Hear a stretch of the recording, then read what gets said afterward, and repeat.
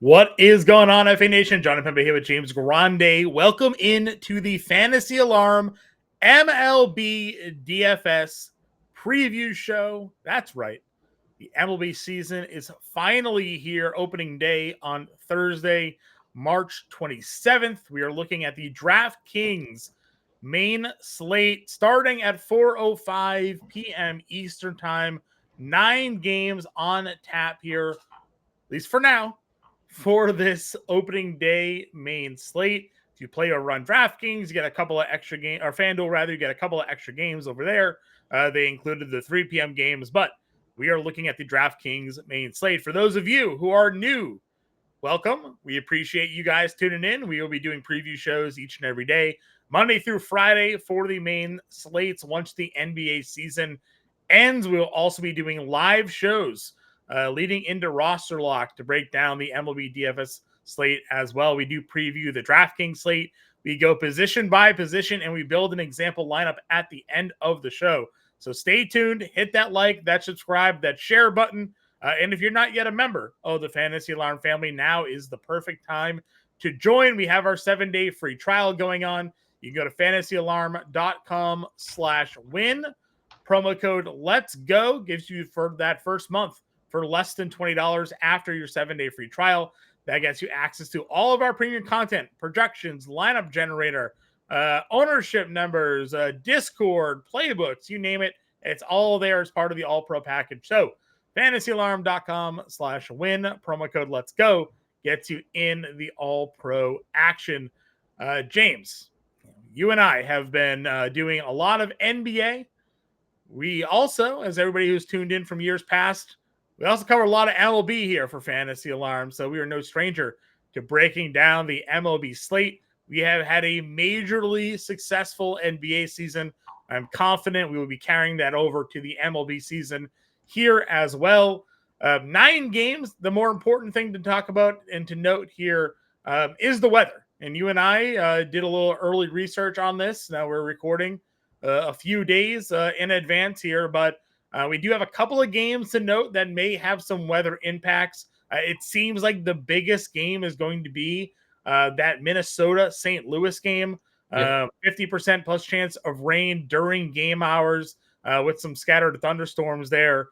So that's really the big one to look at. But Kansas City, Cincinnati, St. Louis are games where there could be some precipitation during the game. So the MLB, unlike any other sport, weather delays play a part in your lineup strategy. So make sure you are by your computer and make sure you have the latest weather report as we get closer to roster lock at 4 o'clock Eastern time on Thursday. Yeah, excited to be back for baseball. You are correct when it comes to weather. Unlike any other sport, like football, they deal with it. They play through it. Baseball, they don't. They cancel games. They postpone games. And it's the most unsafe thing ever trying to hit Paul Skeens throwing 100 miles an hour at you in the rain, right? So it is more important than in this sport than it is. There has been a few rain delays in basketball, John. Let's not get too carried away. Few leaks in some roofs, and but nothing like baseball. So definitely, as we're recording here, a couple days out, monitor how that weather, because weather is weather, and we don't know how it's going to react. But Minnesota and St. Louis, like you said, is the 50% chance of rain. So obviously it looks like it's going to rain a lot. Also might be raining in one of the starting pitchers' stomachs in that one too, as Sonny Gray's dealing with the flu. So hopefully not as bad as the Mookie Betts flu, right? Guys lost 27 pounds. Yes. Apparently he's going to be ready for opening day. I would be cautiously optimistic on his early season output while he's looking to regain some weight there. But, we got that going on. So, again, we do go position by position here. We'll start off at the pitcher position. Paul Skeens, fresh off of his Rookie of the Year, $10,000 top-priced starting pitcher on the road. No weather concerns in Miami. They play in a dome. He is currently the highest projected rostered player on the slate. I mean, listen, on DraftKings specifically, strikeouts are king Yeah. because you lose points on DraftKings. On FanDuel, you only lose points for giving up runs. On DraftKings, you lose points for walks, you lose points for hits, you lose points for earned runs, obviously, and you make those points up again by just racking up the strikeouts. Obviously, win equity is a huge part as well. But Skeens on this slate, as much as anybody, has one of the highest projected strikeout totals on the board here. So $10,000 for Paul Skeens. You have Wheeler on the road against Washington at 95. You have the defending NL Cy Young Award winner in Chris Sale at $9,300, and you have the likely soon-to-be AL Cy Young Award winner in Garrett Crochet at $9,000 on the road against Texas to open the season. Taking a look at the top price starters, is there a reason to fade a 40% Paul Skeens here? Like, again, we're just coming out of spring. Some of these guys may be shorter leashes than usual, but they all have kind of worked up their pitch counts to an extent. Is he worth the money to you at 10K? Yeah. Lowest implied total on the board. Miami has 3.1 implied runs. Skeens has the highest strikeout projection as well. There is a lot to like. A Miami offense that got even worse without Connor Norby, who would have helped in the strikeout category because he strikes out a lot, but he does have probably one of the more live bats in the Marlins lineup, and he's not there. So it's Skeens, and then it's the rest of the field in this one. I do think Zach Wheeler is super reliable, super safe. I know Washington is a pretty good lineup. Abrams, Cruz, Wood, Josh Bell, Luis Garcia is a pretty good top five.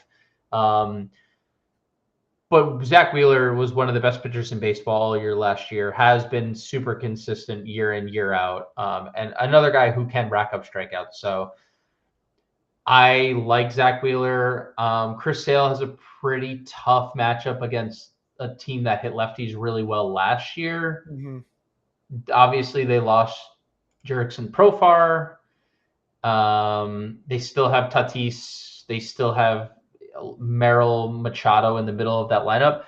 I will say, though, like San Diego, John profiles weird against lefties this year. Looking at some of they have a lot of players that look like they're going to split time. Yuli Gurriel looks like he's going to play against righties. Right. Jose Iglesias is going to play against righties unless he brings the oh my god out there. And then Brandon Lockridge is going to play against lefties as well. I know like some of those, like Iglesias is good against lefties. I was going to say, we're not going to sleep on the Jose Iglesias versus lefties already, are we? It's day one. I'm not. I just think like those three players do water down the lineup a little bit, at least Lockridge and a 41-year-old Yuli Gurriel. So no, I agree. I don't hate Chris Sale in this spot too, especially with him stretched out to where he's been stretched out to. Yep, I agree. You know, you've seen some of their, these lineups that they throw out there where you have some, what it's expected to be their, general everyday lineup. Against righties, they have a whole bunch of lefties out there and some like name lefties out there. But they're going up one of the elite left-handed pitchers in baseball. Obviously, again, coming off of a Cy Young season here, and in prime form. I watched him pitch during the spring, and he had some big strikeout games there during the spring. Yeah, it says right here, 20 strikeouts in 19 innings over 5 outings. So Sale in mid-season form, and then Crochet was super dominant during the spring as well. 30 strikeouts and 15 2/3 innings for Garrett Crochet. The Red Sox are not going to handle him the way the White Sox did, where the White Sox just you pitch 3 innings, Garrett, and then you go to the bench. The Red Sox are going to get their money's worth out of Garrett Crochet here, because right now they're not paying him. They have not given him a contract extension, despite the trade. So some elite numbers here. Now, again, Texas, a team that hasn't in the past always had a high strikeout rate. They do have some guys that can handle lefties in their lineup, but Garrett Crochet is projected to be and considered to be one of the more elite pitchers in baseball, and he's the cheapest of the entire bunch right now. Yeah, he has insane strikeout stuff. Absolutely filthy. Wouldn't surprise me if he had the most strikeouts on the slate. Any slate he pitches on, realistically, like he is as much upside as anyone in baseball from in that department specifically. Yeah. So again, I think if I was ranking them, I still agree with you. I would say Skeens is one. By the way, Skeens got up to 85 pitches in one of his spring outings, so ready to go. I would put Crochet 2. I'd probably put Sale 3, and Wheeler 4 of that group. I like all. I don't think there's a. I think Zach Wheeler is like arguably the safest. Sure. Day like every fifth day getting the ball, one of the best pitchers in baseball. But obviously the other three have better strikeout stuff. Yeah, and we're day one here. So the other issue that we're going to run into, a lot of these offenses are obviously going up against the best pitchers that their opponents for sure have. So from a hitting perspective, it's going to be a little bit tougher. But we do have, we also kind of have to put back some of the notions we had last year. We talked a lot during the season about how Washington handled, they weren't a team that struck out a lot, right? Like that was a thing for them. Down towards the second half of the season, they started to strike out a little bit more, but overall 20% strikeout rate last year versus right-handed pitching. Again, different lineup, younger lineup, full at bats now for Woods, full at bats for Cruz. Like those guys could strike out more and kind of to flip our projections there on those teams here. Going into the mid-range, you have Cole Reagans, again, potential rain in that game, but we'll see. Gets Cleveland. Framber Valdez at home against the Mets. Juan Soto is on that team now. Pablo Lopez in that St. Louis game. Again, the game where we really think the rain is going to make an impact. And then Michael King at 8K and the other side of that spot against Atlanta. Any matchup for you specifically you'd look to play?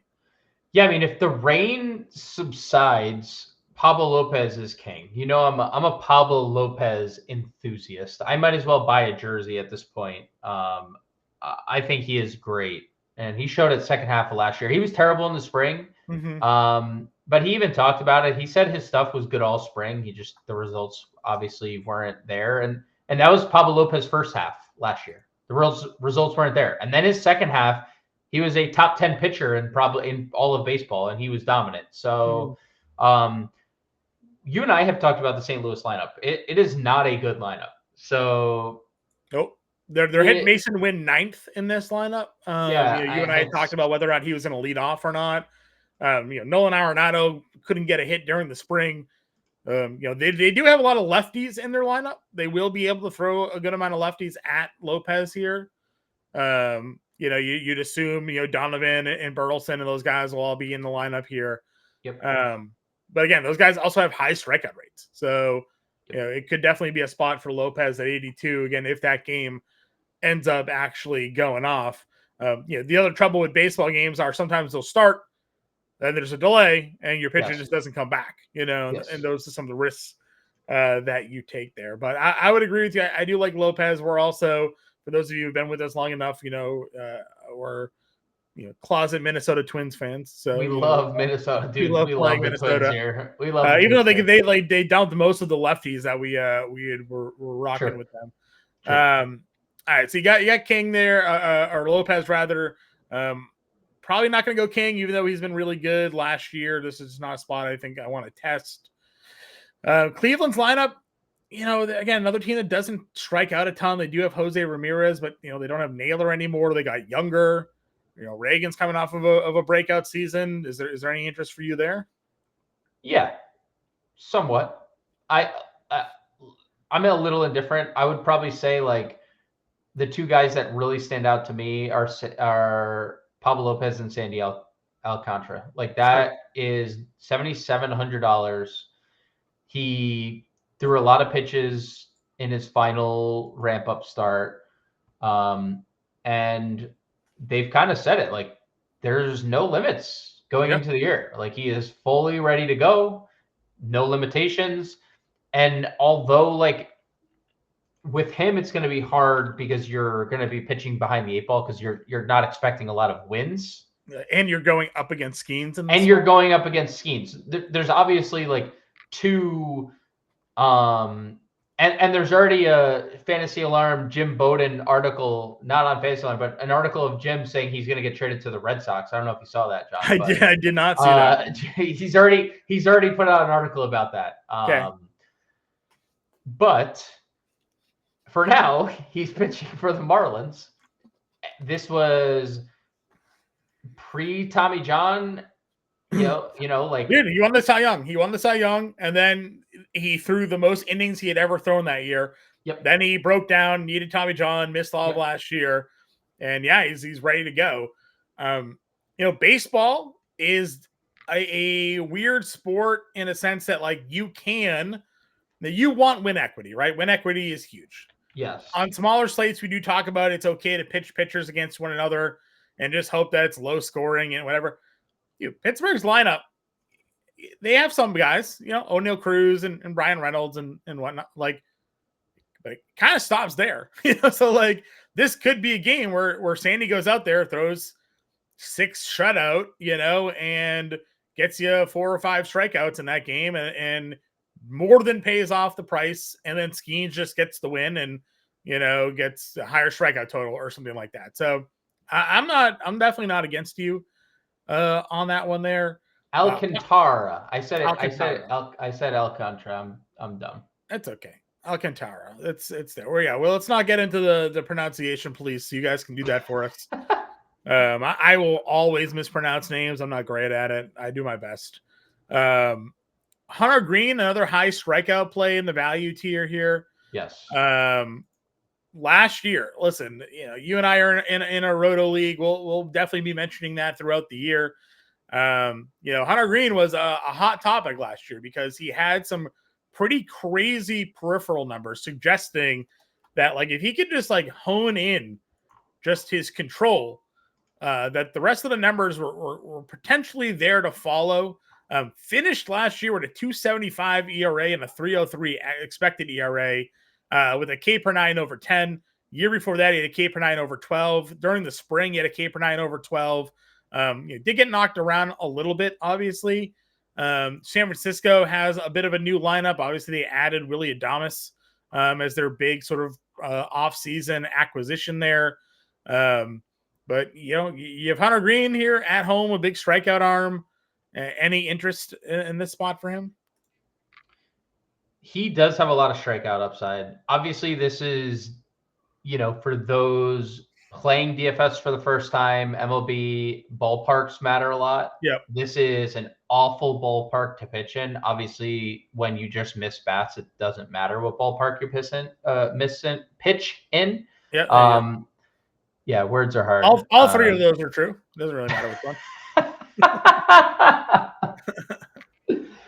Oh boy. Anyways, I'm not just gonna be rooting for the Giants in football this year, John. I really like this team, like the San Francisco Giants. I'm a big Matt Chapman believer. If you guys saw Fantasy Alarm, the third base spotlight this offseason, I wrote a whole article on him. Love Jung-Hoo Lee being healthy this year. Willy Adames, obviously the big acquisition they made in the offseason. I really like their lineup.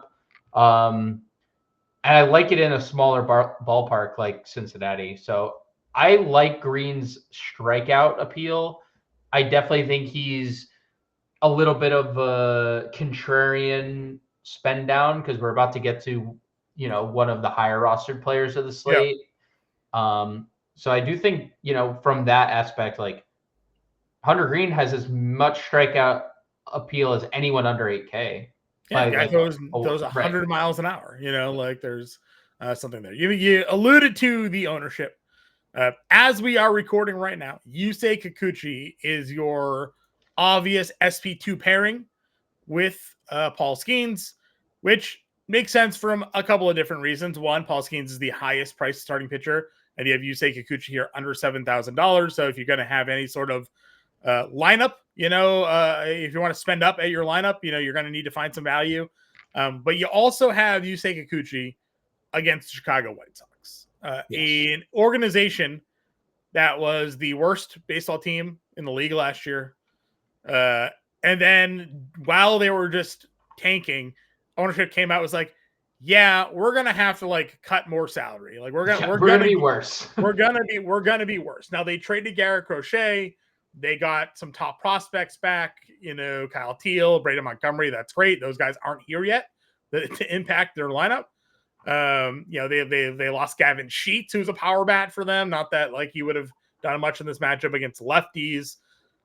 Kikuchi actually has decent strikeout upside. Yes. The White Sox ballpark, again, I guess we're not necessarily a huge hitter's haven by any stretch of the imagination here. There's a lot to like about Yusei Kikuchi, even though, we often clown the Angels. Right now, the Angels are healthy, and the Angels lineup isn't that bad. They signed Jorge Soler. They have a healthy Mike Trout, Taylor Ward, more than serviceable, Luis Rengifo, healthy, a guy we like. Logan Hobby, good catcher. So, this is an offense that I think that we are, early on in the year, Kikuchi is more than capable of getting a win here and racking up some Ks. Yeah, easy. I would say cash games is pretty easy as it stands. It's Skeens and it's Kikuchi. That's like your plug. And, you could always just play chalk pitching and differentiate at the bat, right? Yeah. Like that's an easy way to be different. You mentioned the ballpark, just looking at Baseball Savant. Last year, the White Sox ballpark was 19th in park factor offensively. Yeah. They were 18th in home runs. So like, it's a terrible park. Like we talked about Great American. Great American was number 1 in home runs for ballpark factor in Baseball Savant. So everything lines up for Kikuchi quite a bit here. That projected lineup has Miguel Vargas leading off. I mean, it's just... Yeah. They don't even have Andrew Benintendi. Again, that would have been lefty-lefty, but like Benintendi was like one of their, actually a better hitter for them last year, He actually lived up to some of the Benny Biceps last year. He did. Right? The little Benny Biceps was actually playing last year. Yeah, if you remember, he tortured me in one of those games. The White Sox just lit up when I started. Benintendi just smoked me that day. Listen, Kikuchi, third highest projected strikeout total. One of the White Sox have probably the lowest implied team run total on the board. The second. The Marlins. The Marlins actually. Right. Against Skeens. That makes sense.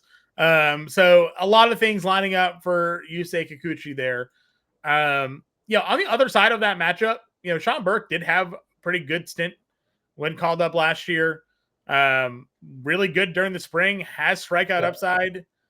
If you're not in on the Angels side of this game, and you're again at this point, you just accept, okay, low win equity, but $6,300. All he's got to do is go out there and get 4 or 5 strikeouts, limit the damage to 1 or 2 runs, and get you 5 or so innings, and you're more than paying off a $6,300 price tag here. Yeah, I mean, this is a I miss a lot of bats guy. Yeah, he's missed bats everywhere he's been. So, the Angels do have a lot of bat missers, right? Like they get Trout back. That's great. He's great when he's healthy. Trout strikes out a lot though. But he strikes out. Guess what? So does every player like in their lineup. Like Shanwell doesn't. He had a pretty good strikeout rate or low strikeout rate, but they have Soler. He strikes out a lot. Mm-hmm. Taylor Ward strikes out a lot. We know Taylor Ward will go on a random stretch of like really good baseball, but he had a 23% K rate or projected 23% K rate this year.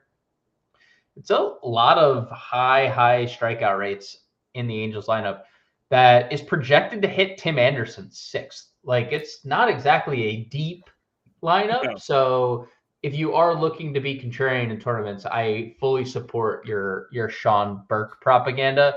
Starting off the show nice.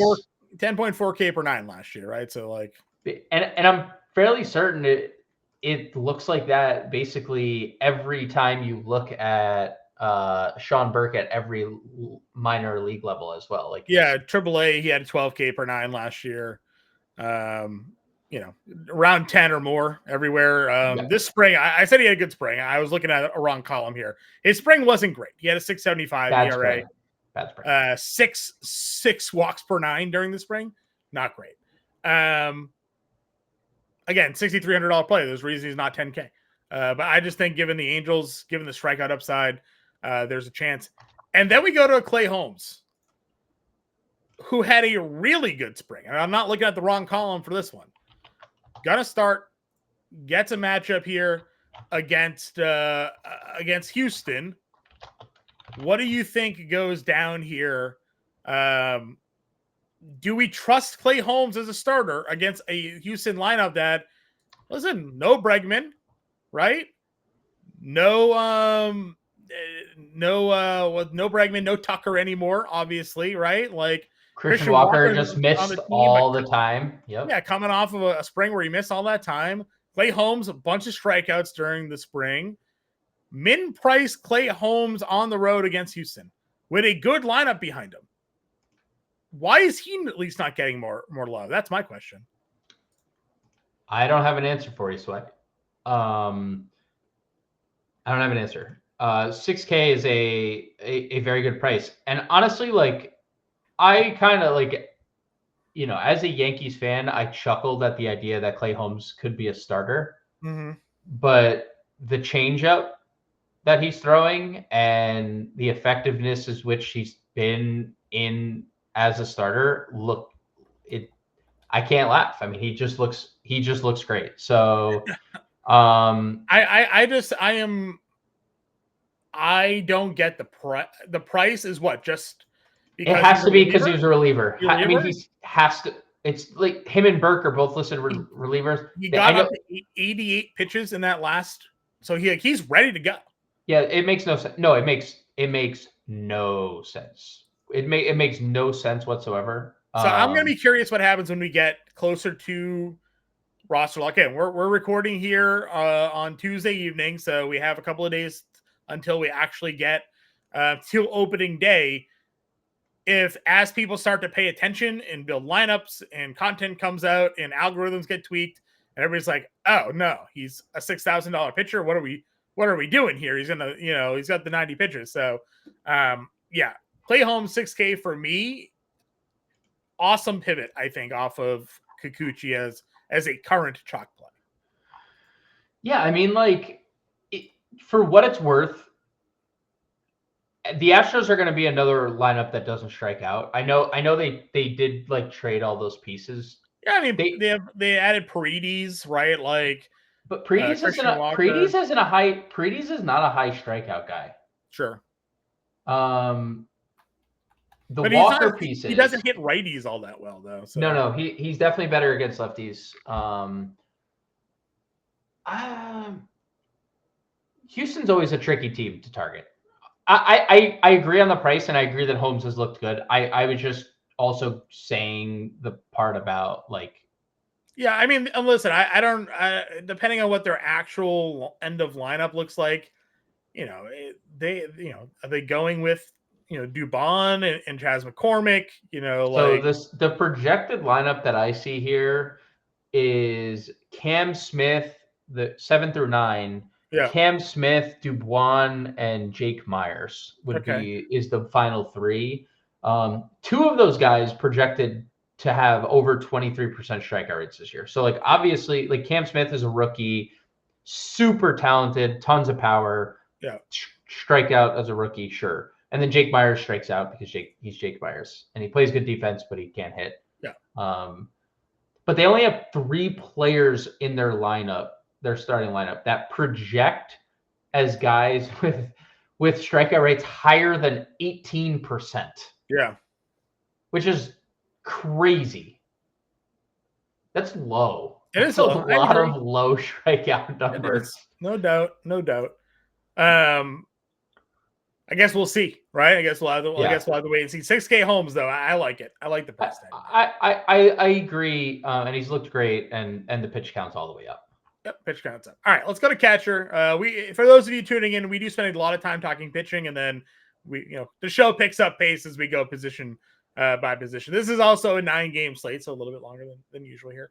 Rule of thumb for us generally, we don't spend up at catcher unless there's a really good excuse to do so. We look to live in the mid range or value tier. Now, again, it is opening day, so this is where it does get a little bit more difficult because for the most part, every offense is facing the opposing team's number one pitcher. So there's not this very clear and obvious spot. The one we would have looked to target would be potentially Sonny Gray, but we don't know if he's either going to pitch or if that game is going to go off because of the weather. But we know Gray is a guy that gives up a lot of home runs, and he's been sick all spring and, things of that nature. But looking at catcher, where do you who sticks out to you the most, I guess, as a plug and move at the catcher position? Logan O'Hoppe looks pretty good at $2,900. Super powerful dude. Obviously Burke, we've talked about it, strikes out a bunch of bats, but he's also had limped through his spring training, a lot of walks. So I like O'Hoppe for cheap power option. That was the first name that stood out to me. Like the field is playing Real Muto. If you want to play JT Real Muto, he's fine. Baldwin should start with Sean Murphy out. He rakes. He has raked a lot in the minors, and he rakes all spring. So you could play Baldwin here. Yeah, it looks like the at least for now, again, we don't know who just based off of ownership, right? Luis Torrens is actually getting like decent ownership because he is a essential min price catcher that could be starting here. Yeah. Again, the other thing we talk about a lot, and again, if you're new to MLB DFS, unlike other sports where like you always kind of get production from guys, baseball, the best players are 1 for 3. They get out 2 out of every 3 times at the dish here. So, you can live with a 0 from your catcher and make money and take down a slate. Harder to take down a slate with a 0, obviously, but like if you save your money and just take Torrens and hope he gets a walk or something like that, like you're going to be good to go. Ownership wise, Torrens is right there for value plays. I always like to go to Connor Wong. He's right here in the mid tier. There is no Reese McGuire anymore in Boston. So the lefty righty splits, I think we're just going to see a lot of Connor Wong. Play this year, $3,700 for him against Nathan Eovaldi. Ivan Herrera, I know you like Pablo Lopez, $3,300. Another guy we just plugged and played a lot of last year. Wilson Contreras now the first baseman, so I think there's some good spots here. Yeah, Herrera is solid for sure. I like the punts that you mentioned, like Torrens. I don't love Torrens as like a player, but for sure not. Yeah. I do like that. I just saw another catcher I wanted to talk about. So I see. I mean, if you like, there's always like the contrarian approach too, where the White Sox probably start Corey Lee here, John. Corey Lee raked in spring training. Yeah. Like they have Matt Tice and Corey Lee. That's probably their catchers. Yeah, until Teal's ready to come Until Teal's ready. And I'd expect with the lefty on the mound, they play Corey Lee here. So with Corey Lee likely to start lefties, he didn't really hit lefties all too well last year. I was going to say, I mean, like the White Sox in general, their offense wasn't great, but if you want to ride spring momentum, I'm fine doing that at $2,400. Again, 375 in spring. Again, we like Kikuchi. The field's playing Kikuchi, but you could go Lee against Kikuchi and see if he just gets a hit off of him at $2,400. So right. There is that. I mean, there are some guys with like split numbers, like Elias Diaz, we know hits lefties well. it's Chris Sale. You're not going to really play that matchup there. You mentioned that Real Muto against Mackenzie Gore is a popular play if you're looking to spend up. So we'll have to see. With catcher, generally, we also say we'll see what the starting lineup looks like, and if there's a cheap starting catcher, we'll just go there.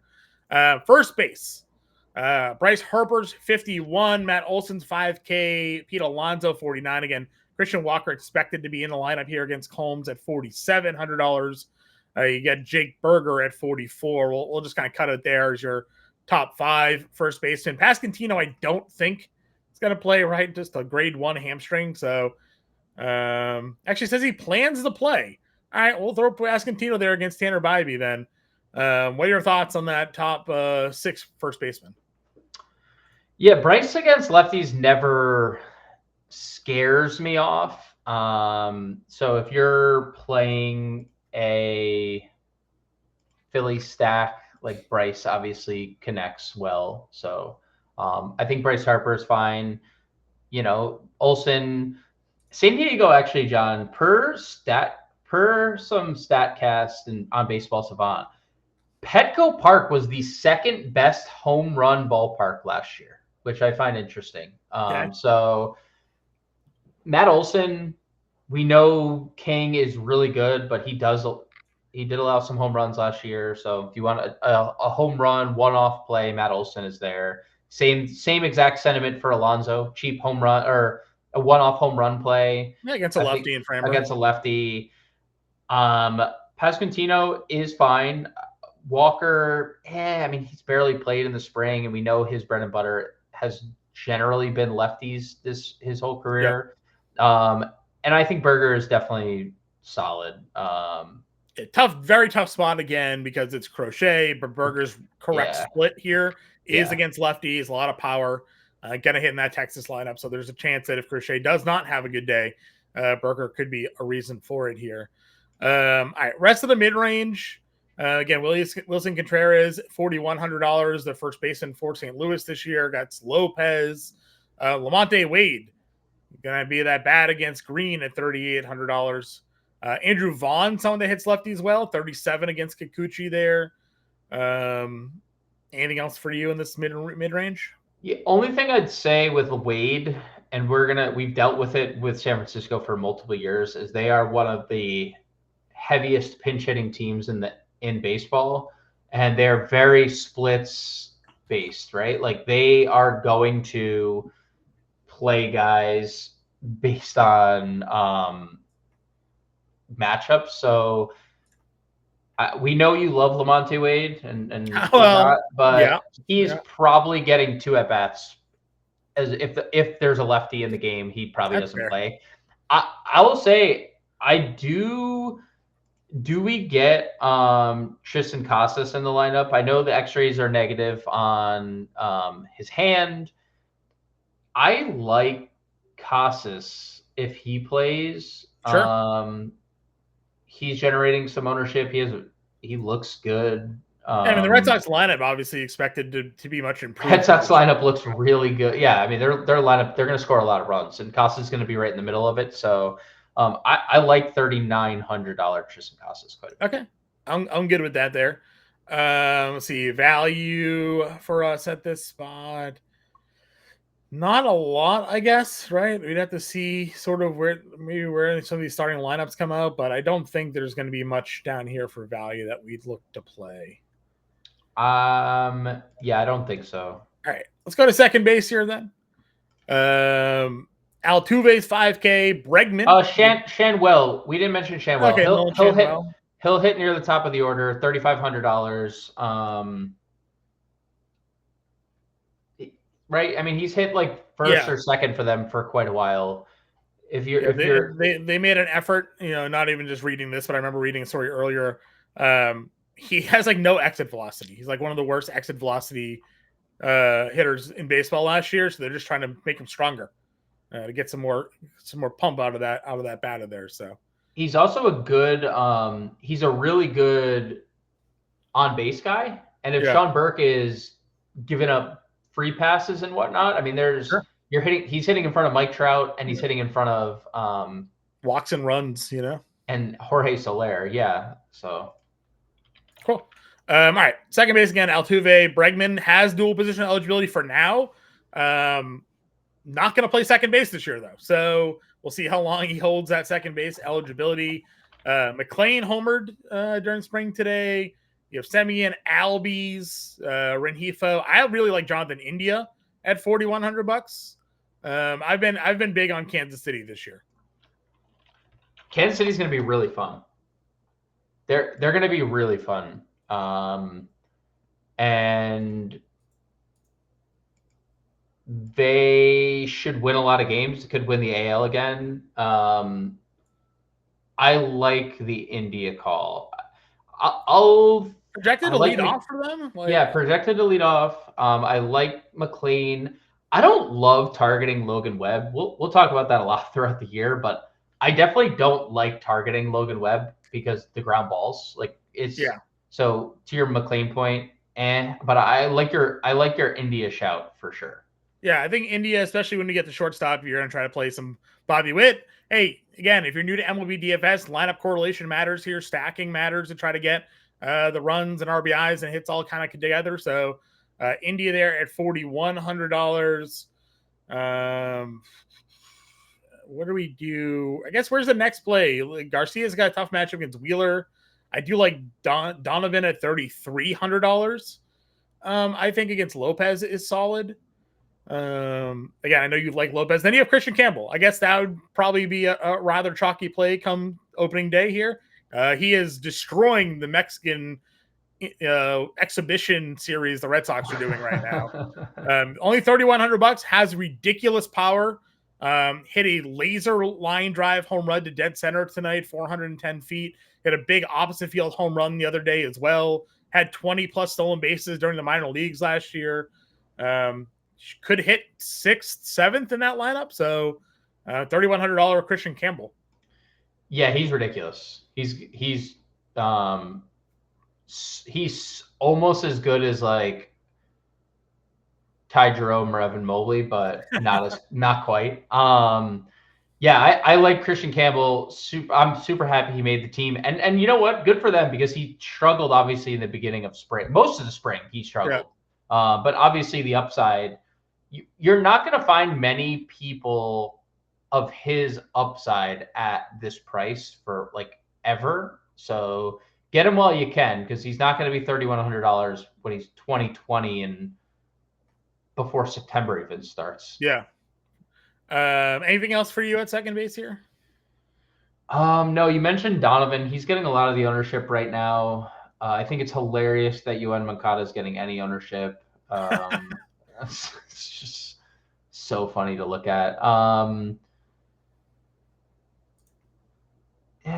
Albie's getting a lot of ownership too. I don't love that because you and I talk about the Ozzy Albie.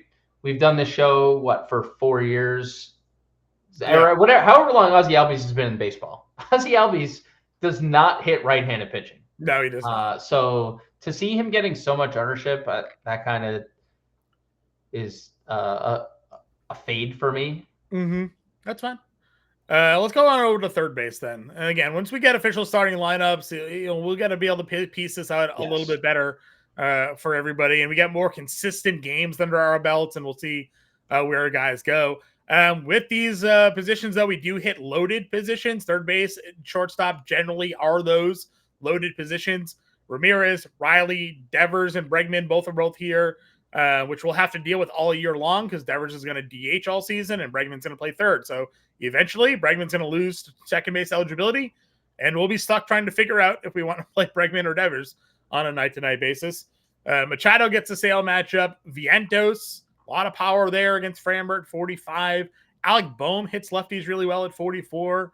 What do we think here at the top half of third base? Yeah, I was just looking actually at the Mackenzie Gore splits here. He really stunk against lefties last year, which was interesting, and not righties. Reverse splits pitcher. Reverse splits pitcher, yeah. Lefties hit 282 with a 363 WOBA against Mackenzie Gore last year. Righties hit 257 with a 311 WOBA, which I find incredibly interesting. So I like Bohm, I do find that to be a little interesting, right? When you see like reverse splits pitchers. Yeah. Like your Viento shout, because we know how good he is against lefties. He's absurd. We also know how absurd Jose Ramirez was against lefties last year as well. Yeah. I mean, absolute, that's one of those like will play in any matchup for against anyone because if it's the right split because of Yeah. how good he is in the split. So love Ramirez, Riley for the home run, Devers for the home run, all that good stuff. Yeah, I agree with you there. The Vientos thing, I think, too, is interesting because his Vegas futures props, it's like 35 plus homers for Vientos is like plus 130 or something like that. So they're definitely expecting a lot of power from him there. Let's see. Was there anything worthy of the mid range? You mentioned Vargas is leading off. I mean, if you wanted to just go against the grain, Vargas there against Kikuchi's 33. That'll probably be short lived here. Again, Chase Meredith is a guy they acquired in the Crochet deal. Anything else for you here? Let's Cam see. Smith? Would you play Cam Smith? Super I talented prospect, obviously. I would play Cam Smith at 2,400. I mean, dude, another one. Like a lot of the knock on Clay Holmes was he's a ground ball pitcher that gives up a lot of home runs. As a reliever, that's a concern, right? So for Cam Smith, with all of his power, I would really think I would be highly interested there. He is going to hit a lot of home runs. Yeah. And Clay Holmes, as a relief pitcher, gave up a lot of home runs. And I know he's had a good spring and stuff, but yeah, I have absolutely no issues getting to 2,400 because he's going to be 4,400 in the middle of the summer. Another guy that's just too cheap for interesting too, like not getting a lot of ownership. And I don't think you and I necessarily liked this position all too much. Especially when you like Arenado's getting a lot of ownership. Yeah. Kevin Newman is getting a lot of ownership. Yeah, hitting the bottom of the lineup there. And again, this is opening day, right? So like that, there's just not like a lot of like, oh yeah, this matchup, that's where we want to go, sort of situations there. I do want to play Bobby Witt Jr. though. He seems like a fun player. This is a game that could have some rain, but I'm in on Bobby Witt here. Get Kansas City lineup, top half of that lineup. Well, they're healthy now, right? Yep. India, Pascantino, Bobby Witt, Salvador Perez, like those guys are gonna score some runs and drive in some runs. So I like Witt up at the top here, $5,900. Agreed. That is nothing against Trey Turner or Lindor or Ellie. You can play obviously any of those guys up at the top as well. I know you're not in as on web as much because of the ground balls, which makes sense. Ellie can also beat out ground balls. Yes, he can. Yes, he can. And then when he gets on first, he could be on third and 3 pitches. So, there is some stolen base potential there. Lindor, a switch hitter, better against lefties, I believe, is his correct split, right? Or is he better against righties? I think it's lefties as well. Yeah. So you have that in that spot. Lindor and Turner are actually the two most popular shortstops. Yeah, which is an interesting. I can see Philly being popular against Gore because of how bad Gore was. Even though the peripheral stats suggested Gore was better than he pitched, and he does have a high strikeout rate. But I think Philly, even in a spot where it's a lefty pitcher on the mound and a lot of their better hitters from the left side, but can still see Philly getting some ownership love there. Trevor Story, $4,400. His time is limited. Marcel Mayer had a monster spring. The writing's kind of on the wall there, I think, with Story. He is in the middle of that Red Sox lineup, so don't mind it at 44. I do like Rengifo. I get it. It's not a lefty. This guy's been a lefty killer. But last year, he actually improved batting average-wise against right-handed pitching. So another guy that if he gets on base, he has some stolen base potential. Yep. So I don't dare. Again, Edwards has a ton of stolen base potential. Probably won't get on base against Skeens. Mason Wynn has some pop in stolen base upside. He's going to hit 9th for St. Louis. So there's something like that to consider. What do we think here at shortstop? The only other name I would potentially throw out, I do think Willy Adames. I know dude. We've talked about the Willy Adames stuff forever, and he is a reverse splits hitter. He is a right-handed masher, and he gets to open his season hitting second for the Giants in Great American. Can you see the ball? Well, that's the question. I mean, he can apparently see it enough where he saw the bank account. That's what he saw. He definitely saw the bank. Well, the bank account is definitely looking nice for Willy Adames. I am definitely interested in a $4,300 home run from Willy Adames because he's going to see a 100-mile-an-hour fastball come in, and there's a good chance he sends it 110 miles out. So right, the only place we can confirm he can't see is in Tampa, and they don't even have a stadium anymore. So everywhere else is in play, right? Well, his road splits were pretty atrocious. He was really good in Milwaukee. His road splits were bad. Also, counter argument. He hit 6 home runs in 13 games against Cincinnati last year. I'd love to see how many he hit in Great American and how many he hit in Great American during his time.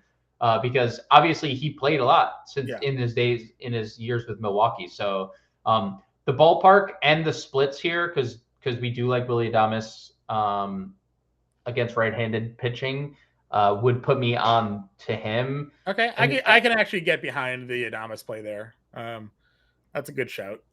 And then I don't think there's much value again unless we get some starting lineups for guys, right? I mean, you mentioned Tim Anderson. Yeah. This guy hasn't been good since he bat flipped, in Chicago 6 years ago. And then he got punched in the face and he got knocked out, and that was the end of his career. So I guess we don't know who's gonna start. Again, we could just be weird and stack against Kikuchi. You can always do the stack against the chalk. Do we think Acuna plays? I mean, Beatty's a lefty. Could. Yeah. All right, $3,100 for him there. Yeah. Edmundo Sosa hit lefties really well last year, if you remember. He did hit lefties really well. So maybe that at $3K. Yeah, and we know it's a good. I think they're getting all of them are getting ownership, all of Philly.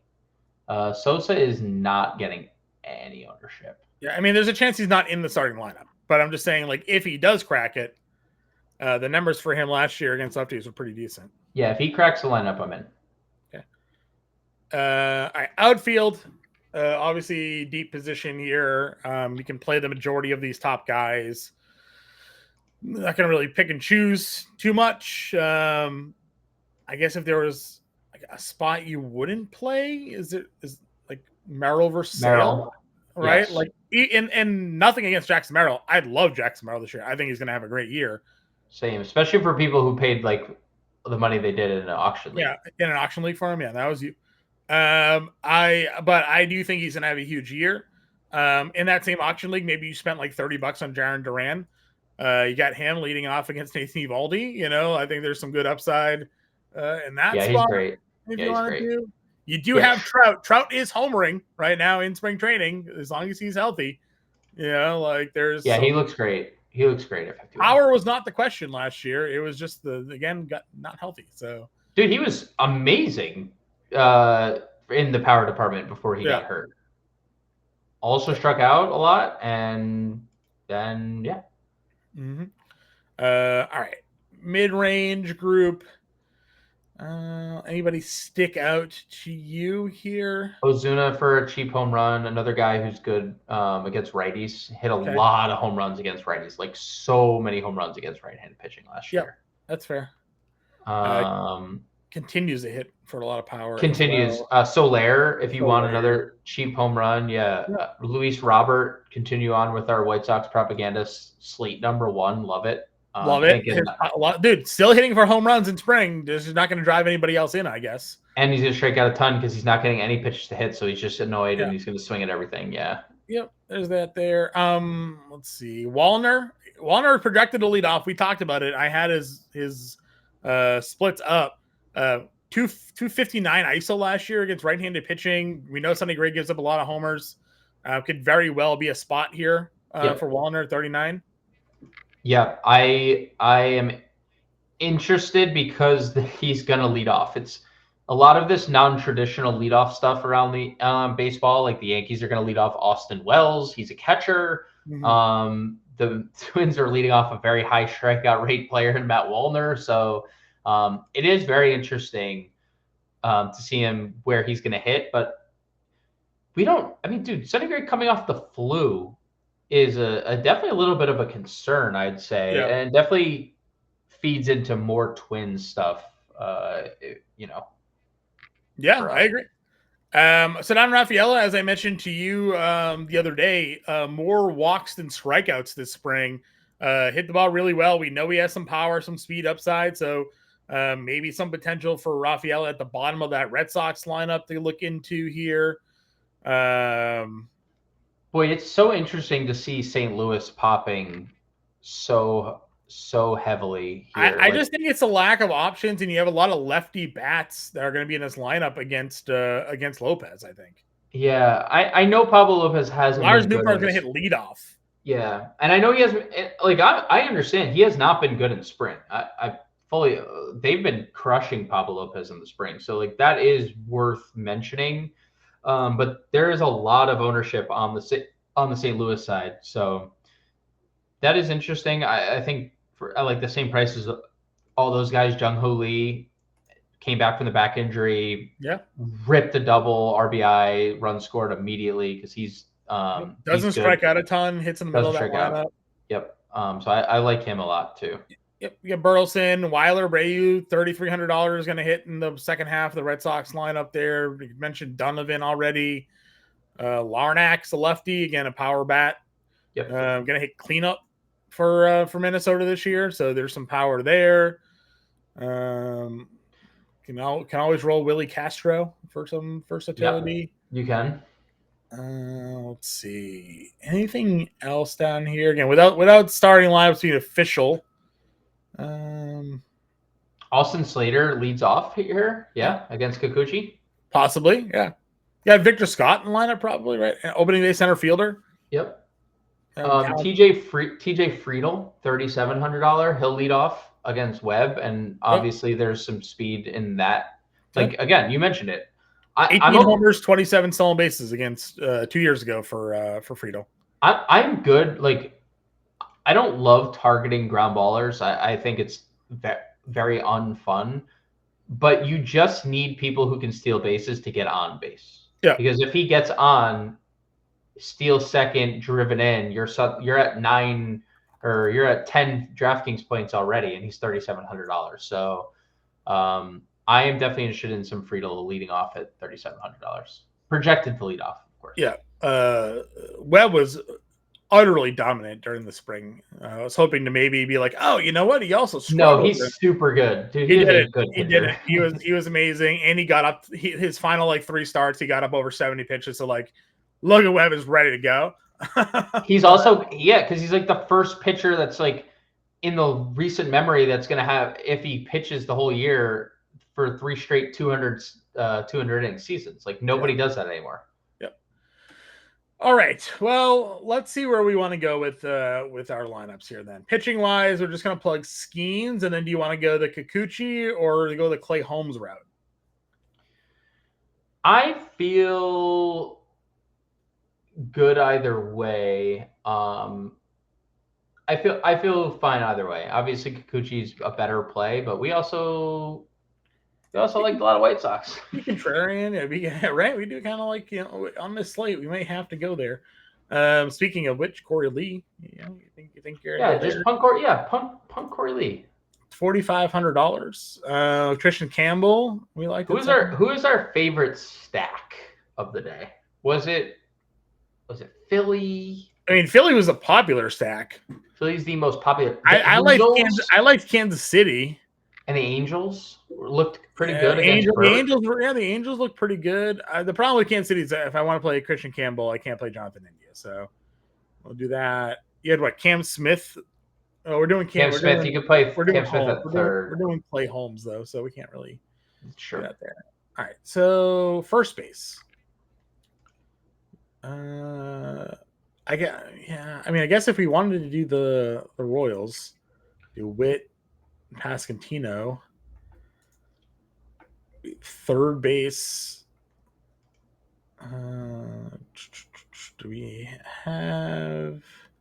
I mean, there was the Vargas play, but no. Vientos, Bohm, Vientos or Bohm sitting right there look really good. And I told you I would always spend up on Jose Ramirez. You would never have to convince me to play him against lefty either.